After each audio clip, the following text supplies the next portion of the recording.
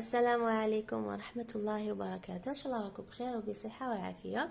إذا هذه هي عندي كمية من زبدة فصل الربيع. هذه هي زبدة فصل الربيع نوعية جيدة ما شاء الله. إذا هذه الكمية كامل هيئتها باش نديروها عبارة عن دهان مخمر للتداوي. يعني غسلت الزبدة بالماء المعدني، خلاص درت لها الأعشاب اللي موالفة نستعملها، يعني في اللي عندها دور في علاج المشاكل الصدرية إن شاء الله. ودرت لها الملح البحري وخليتها، وزدت غديتها لكم بالسمن ديالي، يعني السمن العربي تاعي اللي عنده دوكا في عمره عام ونص ولا ممكن شويه اكثر.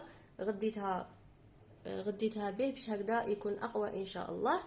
وهكذايا راح نخليها مده تاع شهرين هكذا كلها باذن الله، وهكذا توجد لكم ان شاء الله. ونهار اللي توجد نقول لكم. الان راني حطيتها هنايا في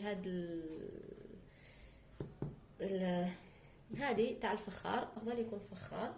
ودوكا راح نحط لها القليل من الملح. هنا راح نحط الملح الهيمالايا لانه خلاص لي ملح البحري، هذا ملح هيمالايا مطحون. الملح البحري اللي كان عندي استعملته هنا لداخل. اذا راح ندير هكذا من الفوق.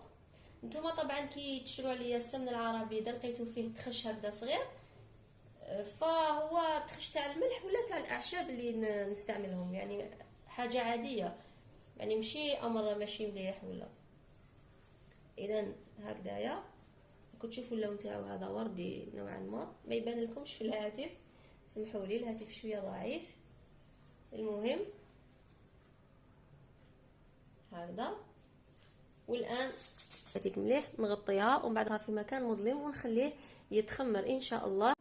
وبمجرد يوجد ان شاء الله راني نشارك معكم باذن الله منشور على ستوري في الانستغرام وكذلك في الفيسبوك. اذا فيما يخص الدهان المخمر على البارد للتداوي او السمن العربي، فاللي راح يوجد بعد شهرين ان شاء الله، يعني من شهرين 3 شهور بعد ما يوجد ان شاء الله، فهو يكون من يعني مستخلص من زبدة فصل الربيع ان شاء الله. دي كمية كبيرة ما تبان لكم برك، تقريبا هنايا عندي 8 كيلو ان شاء الله. ربي ان شاء الله يبارك فيها ويبارك فيها عندكم ان شاء الله كي توصلكم باذن الله عز وجل.